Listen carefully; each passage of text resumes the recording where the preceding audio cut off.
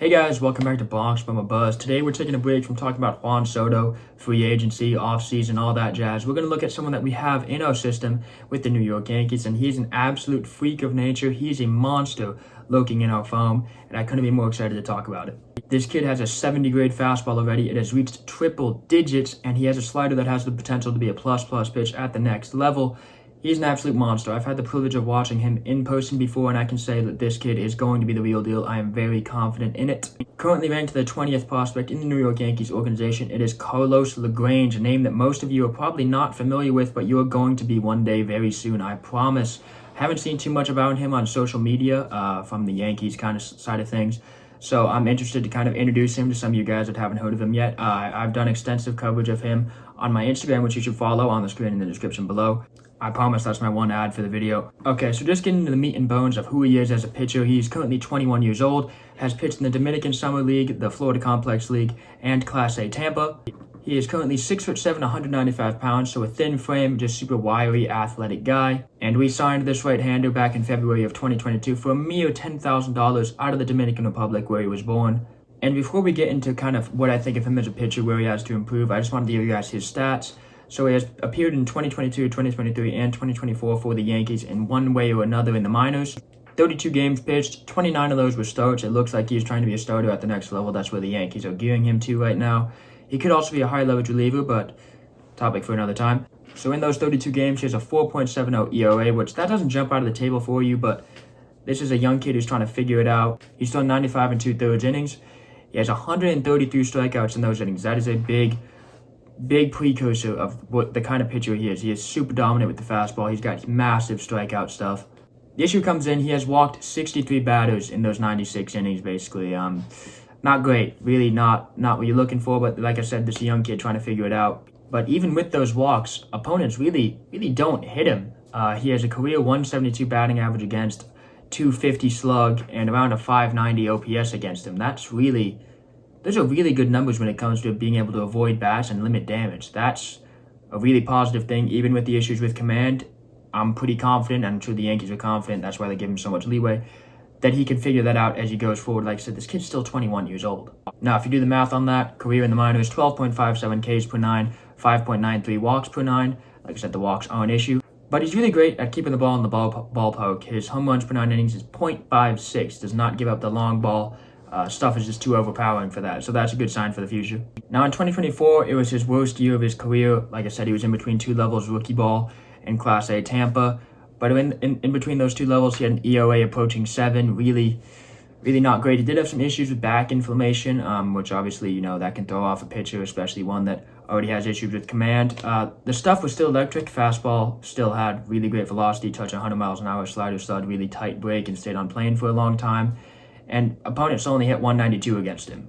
So he was still missing bats, still limiting damage, but the walks came into play a lot more. He pitched in 21 innings in 2024, and he had 20 walks. That's where the issues come in. Doesn't matter how well you can miss bats. When you're walking that many guys, you are going to give up runs, and you're going to give up quite a few of them.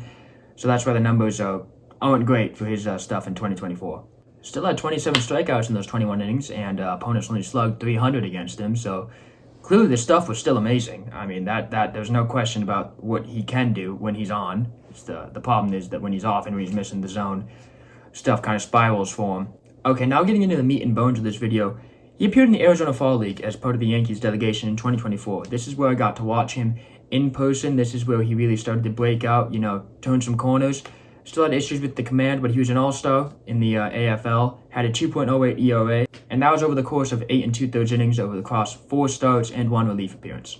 Now, when I say he turned the corner, I don't mean that he stopped walking guys. In fact, the walks were much worse, but he was just better as an overall pitcher at when guys did get on base. He was able to stay calm a little bit more, and there was a lot less times where you could see that he got rattled. He still walked 15 batters in 8 2/3 innings, which that's not ideal. But strikeout stuff was still there, 10 strikeouts. That goes out to 10.4 Ks per 9 innings and 15.6 walks per 9 innings. So you can say that he still had the same issues, if not worse, but I saw a lot of growth in terms of the mindset of a pitcher being able to get past guys getting on base. And that's kind of what I think he needs as a pitcher, because you don't need to not walk guys at the major league level. You can get away with having above average walk rate. You can't have 15 walks in 8.2 innings, but you can walk, guys. That brings me to a point of a pitcher that he reminds me a lot of is Luis Hill, who just won the Rookie of the Year award. Clap for Luis. Congrats, man. Thoroughly deserved, first of all. But Hill had the most walks in baseball in 2024. He had 77 walks. That was 4 more than the next closest. But what he did do was miss bats all year long. He had the lowest batting average against in baseball and some of the highest strikeout numbers in baseball. He had a 189 batting average against. That is ridiculous. That led all of Major League Baseball as well. And similar to Hill, he throws the fastball, slider, and changeup.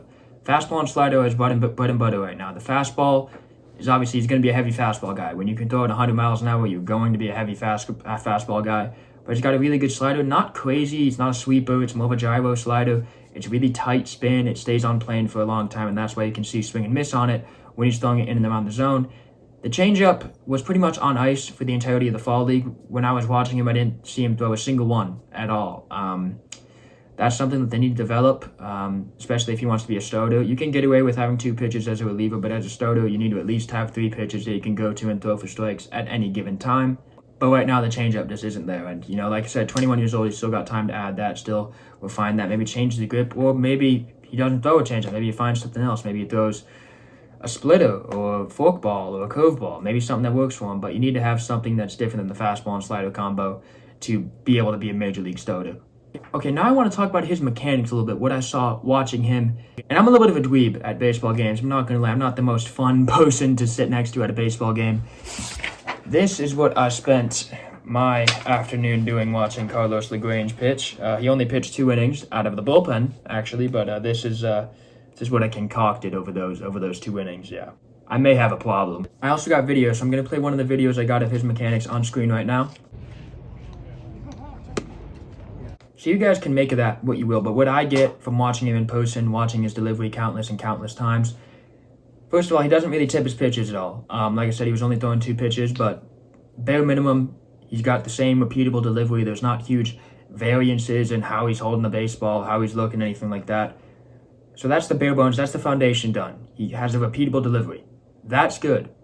Next thing you'll notice is he makes throwing 100 miles an hour look like I could stroll out there and do it. And I like to think I'm a pretty decent pitcher.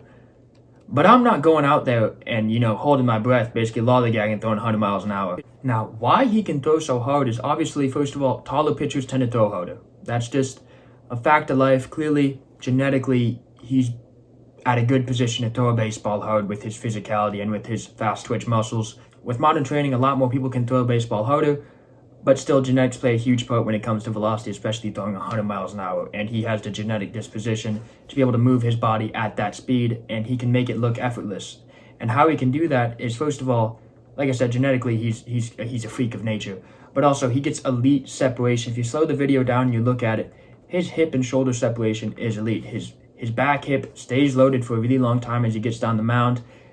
It's kind of atypical in the fact that instead of pushing his knee back when he's trying to load, he's pushing it forward, and then he's exploding all that into his lead leg at once.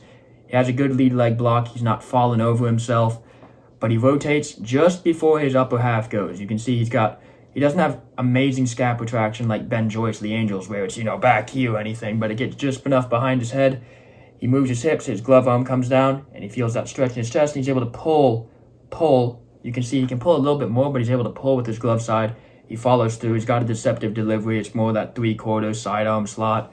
Doesn't hide the ball particularly well, but you don't need to when you're 6'7" and throwing 100 miles an hour. So yeah, just naturally very whippy, twitchy athlete, like I said, similar to Luis Hill, who, they're both guys that aren't, 225. He's 6'7", 195. You could argue he's quite undersized, actually. He's slender, but clearly it's working for him. He doesn't need to be 225 to throw a baseball out. Neither does Luis Hill. He's 6'2", and I think he's 185. They're not heavy, muscular guys that are going to go out there and just go it with brute force. They're whippy, elastic athletes, and that is what makes them great. Now, as to what can cause issues with his command and his mechanics, he does have a little bit of a longer arm path. If you can see, instead of bringing the ball back, he kind of brings it down and then back, and that can throw off his timing a little bit.